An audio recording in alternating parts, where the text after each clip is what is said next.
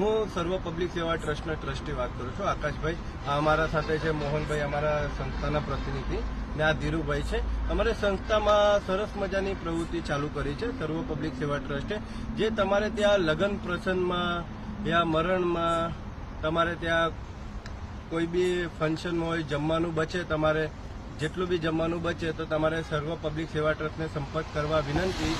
અને પ્લસ કે આજે જ ગોત્રીમાં મહાપૂજા હતી, તો ત્યાં આજના રોજ અમે ઘણા લોકો સુધી જમવાનું પહોંચાડ્યું છે. રાતના 12 વાગી ગયા છે અને ઘણી રીતે જ આવી જ રીતે જ અમે મહેનત કરતા રહીશું.